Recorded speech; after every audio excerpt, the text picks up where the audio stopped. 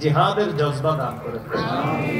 আমাদের মা বোনরা এখন থেকে যেন সন্তানদেরকে শৈশব থেকেই মুজাহিদ বানানোর চেষ্টা করে, ফিকির করে, আল্লাহ তৌফিক দান করেন।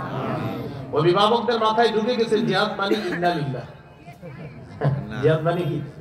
এইটা আবার কি কথা না? 13 বছর কাফেররা নির্যাতন করছে। রাসূলুল্লাহ সাল্লাল্লাহু আলাইহি সাল্লাম কাবা চত্বরে নামাজ পড়তে গেছে। উকবা ইবনে আবি মুআইত এইভাবে চাদর পেঁচায়, বুখারীর বর্ণনা, দুই দিক থেকে এইভাবে টান দিছে এবং জোরে টান দিছে। ফাঁস লাগাইলে একটা মানুষের যেমন কষ্ট হয়, আল্লাহ রাসূলের তেমন কষ্ট হচ্ছিল, মুখ দিয়ে আওয়াজ বের হচ্ছিল। সহিহ বুখারীর বর্ণনা। রাসূলুল্লাহ সাল্লাল্লাহু আলাইহি সাল্লাম নামাজে গেছে, এটা বুখারীর বর্ণনা, কাবা চত্বরে নামাজে। আবু জাহেল বলল, কে আছে অমুক এলাকায় যাওয়ার পর ওটের নারী বুড়ি গোবরগুলা আনার পর মোহাম্মদ যখন সেজদায় যাবে, তার কাঁধের উপরে ওটের নারী বুড়ি আর গোবরগুলা রেখে দিবা। সেই পাপিষ্ঠ উকবা দাঁড়ায় বলছে, আমি পারবো। সে গেছে, যাওয়ার পর অমুক এলাকা থেকে ওটের নারী বুড়িগুলা আনছে, আনার পর রাসূলুল্লাহ সাল্লাল্লাহু আলাইহি সাল্লাম সিজদায় গিয়েছে, ঠিক কাঁধ বরাবর এগুলা রেখে দিয়েছে। আব্দুল্লাহ ইবনে মাসউদ রাদিয়াল্লাহু তাআলা আনহু বলেন, আমার কিছু করার ছিল না, আমি শুধু তাকায় তাকায় দেখতেছিলাম আর বেঈমানদেরকে দেখতেছিলাম। নবীজির এই অবস্থা দেখা তারা হাসতেছে, আর একজন আরেকজনের উপর হাসতে হাসতে অট্ট হাসিতে ফেটে পড়তেছে, আর নবীজির নিয়ে হাসাহাসি করতেছে। বলেন এটার নাম কি? বলেন নির্যাতন। নাম কি? বলেন সন্ত্রাসী। বলেন এটার নাম কি? এরকম সন্ত্রাসী চলছে 13 বছর। কয় বছর? সুশীলরা কখনো দেখবেন আমার নবীর এই 13 বছরের ইতিহাসটা বলে না। সুশীলরা মানে যারা স্বঘোষিত সুশীল, এরাই 13 বছর না বইলা কি বলে? 10 বছরের জীবনীতে বলে, নবী যদি রহমতের নবী হয়, তিনি অস্ত্র নিয়ে কিভাবে জিহাদে গেলেন? আপনি বলবেন, প্রিয় সুশীল ভাইয়া, আগের 13 বছরটা একটু বলেন, বললে আপনার মাসতুতো ভাইদের চেহারাটাও ফুটে উঠবে। এই জন্যই 13 বছর বলে না। ওলামা হযরত এখানে আছেন অনেকে, মিম্বর থেকে আপনারা 13 বছরটা এমন ভাবে আলোচনা করবেন মিম্বরে, পাবলিকের মাথায় আপনার ঢুকাতে হবে যে আমার নবীকে, নবীর সাহাবীদেরকে কি পরিমাণ নির্যাতন করেছে 13 বছর, এটা সবার মাথায় ঢুকিয়ে পরের 10 বছরের আলোচনা শুরু করবেন। তখন আল্লাহ তাআলা সূরা হজের আয়াত নাযিল করলেন, উযিনা লিল্লাযীনা ইউকাতালুনা বিআন্নাকুম যুলিমু ওয়া ইন্নাল্লাহা আলা নাসরিহিম লাকাদির। যাদেরকে নির্যাতন করা হয়েছে, যাদেরকে নির্যাতন করা হয়েছে, আর না এবার অনুমতি দেওয়া হলো, পাল্টা আপনারা প্রতিহত করবেন, জিহাদের বিধান আপনাদেরকে দেওয়া হলো। তাহলে সন্ত্রাসগিরিকে মূলোৎপাটন করার জন্য পবিত্র বিধান জিহাদ আল্লাহ দিয়েছেন। জিহাদ আর সন্ত্রাস সম্পূর্ণ আলাদা। সন্ত্রাসী অপবিত্র, জিহাদ পবিত্র। সন্ত্রাস নির্মূল করার শ্রেষ্ঠ একটা পদ্ধতির নাম হলো পবিত্র জিহাদ। কথা কি বুঝে আসছে? এটা ঠিক বললে হবে না, এটা আরো 10 জন আপনি বুঝাইতে হবে। কালকে চার দোকানের সামনে গিয়ে কাকারে বলবেন, কাকা জিহাদ বুঝেন? কাকা বলবে, আরে কি করবো তোমরা? বলবেন জিহাদ আর সন্ত্রাস আলাদা। তখন বলবেন, কাকা আবু জাহেল 13 বছর, উতবা, সাইবা, ওয়ালিদ, মুগীরা নবীর 13 বছর যে নির্যাতন করছে, এটা হলো সন্ত্রাসী। এরপরে আল্লাহ একটা বিধান দিছে, এটা হলো জিহাদ। কাকাই বলবে, ও তাহলে আগে নবীরে মারছে তারা? আপনি বললেন, হ্যাঁ আগে মারছে।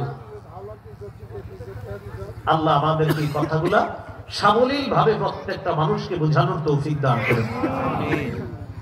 তো রাসূলুল্লাহ সাল্লাল্লাহু আলাইহি সাল্লামকে জিজ্ঞাসা করা হলো, আবু দাউদের হাদিস 1449 নম্বর হাদিস। এই হাদিসের বর্ণনাকারী সাহাবীর নাম আব্দুল্লাহ ইবনে হুবশিকিল খাতআমি রাদিয়াল্লাহু তাআলা। তিনি বলেন, আন্না রাসূলুল্লাহ সাল্লাল্লাহু আলাইহি ওয়াসাল্লাম সুইলা আইয়ুল আমালি আফযালু ইয়া রাসূলুল্লাহ। নবীজিকে জিজ্ঞাসা করা হলো, আল্লাহর কাছে সবচেয়ে শ্রেষ্ঠ আমল কোনটি? فقال رسول الله صلى الله عليه وسلم طول القيام। লম্বা সময় নামাজে দাঁড়িয়ে থাকা আল্লাহর কাছে শ্রেষ্ঠ আমল। সুবহানাল্লাহ। এই জন্য যোহর নামাজের আগে 4 রাকাত সুন্নাত 2 মিনিটে প্যাকেজ কমপ্লিট করে ফেলবেন। মসজিদে ঢুকার পর দেখে আর জামাতের আছে 2 মিনিট, সে আপনার দেখায় দিবে যে 2 মিনিটে 4 রাকাত কিভাবে পড়া যায়। তুমি দেখো, আমি আমার নাম অমুক, পারলে তুমি দেখাও। এরকম করবো আমরা? জিনা। এই জিনাটা শুধু বললেন না, দিল থেকে বলেন, আসলে করবেন? আমার আপনার পাশে লোকেরা এরকম করতেছে। আল্লাহ আকবার। কিভাবে 2 মিনিটে দেখবেন আপনি কমপ্লিট পুরো প্যাকেজ 4 রাকাত পড়া, এরপর আবার তাসবিহ পড়বে। সুবহানাল্লাহ। নবীজিকে প্রশ্ন করা হলো আল্লাহর কাছে শ্রেষ্ঠ আমল কোনটি? নবী বললেন তুলুল কিয়াম, লম্বা সময় নামাজে দাঁড়িয়ে থাকা। শীতকাল চলতেছে, একটু চেষ্টা করবেন রাতের বেলা উঠে আল্লাহর দরবারে একটু হাজিরা দেওয়ার জন্য।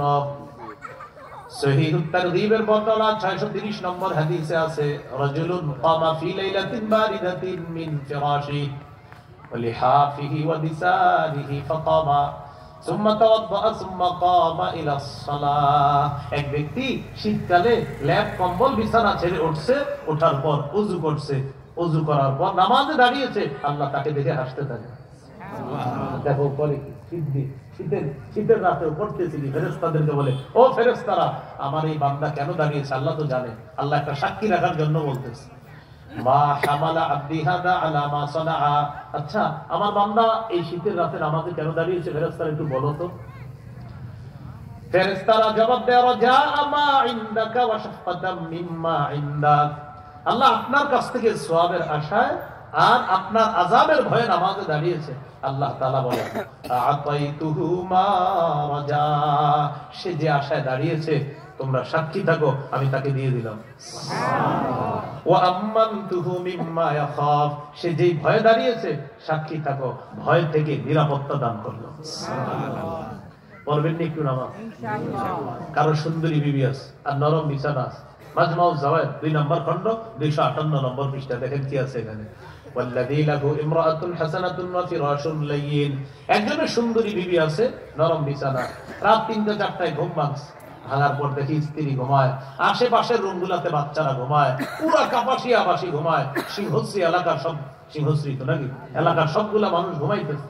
তিনি চিন্তা করলেন তখন সবাই ঘুমায়, স্ত্রী ঘুমায়, আমার আল্লাহ তো ঘুমান না। ঘুমানো আল্লাহর জন্য শোভা পায় না। লা তাখুযুহু সিনাতু ওয়ালা নাওম। তন্দ্রা নিদ্রা তাকে স্পর্শ করে না। ইবনে মাজার হাদিস, ইন্নাল্লাহা লা ইয়ানাম ওয়া লা ইয়ানবাগী লাহু আইয়ানামা।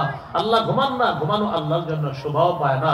বাস ওযু করে নামাজে দাঁড়িয়ে গেছে, পাশে স্ত্রী আছে, নরম বিছানা আছে, সবাই ঘুমাইতেছে। আল্লাহ তাআলা এই ব্যক্তিকে দেখে ইউহিব্বু, ভালোবাসে, ওয়া ইয়াদহাকু, হাসে, ওয়া ইয়াস্তাবশিরু, খুশি হয়ে যায়, ভালোবাসে, খুশি হয়, তাকে দেখে হাসতে থাকে। সুবহানাল্লাহ। নামাজে কি একটু দাঁড়ানো যাবে ইনশাআল্লাহ? তো প্রশ্ন করলেন, হুজুর কোন আমল শ্রেষ্ঠ? নবী বললেন তুলুল কিয়াম, লম্বা সময় নামাজে দাঁড়িয়ে থাকা। কিলা ফাইয়ু সাদাকাতি আফজালু ইয়া রাসূলুল্লাহ, কোন সদকা আল্লাহর কাছে সবচেয়ে শ্রেষ্ঠ? নবীজি বললেন জাহদুল মুকিল্লি, যে ব্যক্তি পরিশ্রম করে, করার পর কষ্টার্জিত উপার্জন থেকে সামান্য সদকা করে, দান করে, এই সদকা আল্লাহর কাছে শ্রেষ্ঠ সদকা বলে গণ্য হয়ে যায়। বেতন পাইছেন, পাওয়ার পর প্রকৃত হকদারদের কাউকে আপনি, প্রকৃত যারা দান সৎকার হকদার তাদেরকে আপনি দান করলেন। এই যে আপনি দান করলেন, এটা আল্লাহর কাছে শ্রেষ্ঠ দান বলে গণ্য হয়েছে। কিলা ফাইয়ুল হিজরাতি আফজালু ইয়া রাসূলুল্লাহ, হুজুর আল্লাহর কাছে সবচেয়ে শ্রেষ্ঠ হিজরত কোনটি? নবীজি বললেন আল্লাহর কাছে শ্রেষ্ঠ হিজরত হলো মান হাজারা মা হারামাল্লাহু আলাইহি। আল্লাহ যা হারাম করেছেন এই হারাম থেকে বেঁচে থাকা, এটা আল্লাহর কাছে সবচেয়ে শ্রেষ্ঠ হিজরত বলে গণ্য হয়। কিলা ফাইয়ুল জিহাদি আফজালু ইয়া রাসূলুল্লাহ, আল্লাহর কাছে সবচেয়ে শ্রেষ্ঠ জিহাদ কোনটি? নবীজি বললেন মান জাহাদাল মুশরিকিনা বিমালিহি ওয়া নাফসিহি, যে ব্যক্তি নিজের জান মাল নিয়ে আল্লাহর রাস্তায় লড়াই করে, এই জিহাদ আল্লাহর কাছে সর্বশ্রেষ্ঠ জিহাদ বলে গণ্য হয়ে যায়। এখানে একটা বিষয়, নারীদের জন্য সর্বোত্তম জিহাদ কোনটা? সহিহ বুখারীর বর্ণনা 1520 নম্বর হাদিস। আন আয়েশা উম্মুল মুমিনিন রাদিয়াল্লাহু তাআলা আনহা কুলতু ইয়া রাসূলুল্লাহ, ইয়া রাসূলুল্লাহ নারাল আমালা নারাল জিহাদ আফজালাল আমালি ইয়া রাসূলুল্লাহ আফালা নুজাহিদ। আম্মাজান বললেন ইয়া রাসূলুল্লাহ, আমরা দেখি জিহাদ হলো শ্রেষ্ঠ আমল, আমরা নারীরা কি জিহাদ করব না? নবীজি বললেন লা, না তোমরা সশস্ত্র জিহাদ করবে না। তাহলে হুজুর আমরা ফজিলত দরকার নাই? নবীজি বললেন তোমাদের জিহাদ হলো হজ্জুন মাবরুরুন, হজ করবা, এই হজ তোমাদের জন্য সর্বোত্তম জিহাদ হয়ে যায়। নারীদের জিহাদ সর্বোত্তম জিহাদ হলো হজ করা। নারীদের সর্বোত্তম জিহাদ কোনটা ভাই? হজ করা। আল্লাহ কথাগুলো মনে রাখার তৌফিক দান করেন। হাদিস কিন্তু এটা শেষ হয়নি। কোনটা? ওই যে আবু দাউদের 1450। সর্বশেষ প্রশ্ন, ফাআইয়ুল কতলি আশরাফু ইয়া রাসূলুল্লাহ, আল্লাহর কাছে সবচেয়ে শ্রেষ্ঠ মহামর্যাদাপূর্ণ হত্যাকাণ্ড কোনটা, শাহাদাত কোনটা? নবীজি বললেন, মান উহরিকা দামুহু ওয়া উকিরা জাওয়াদুহু, যে মুজাহিদকে আল্লাহর রাস্তায় শহীদ করা হলো আর তার ঘোড়াটাকেও শহীদ করা হলো, এই মুজাহিদের শাহাদাত আল্লাহর কাছে শ্রেষ্ঠ শাহাদাত বলে গণ্য হয়েছে। তাহলে আমরা নতুন আলোচনায় চলে আসলাম, শাহাদাত বলেন কি? তাহলে জিহাদের ময়দান, জিহাদ আলোচনা করতে করতে আমরা চলে আসলাম শাহাদাত বা শহীদ হওয়া। এখন বলেন শহীদ হওয়ার নিয়ত আছে নি সবার?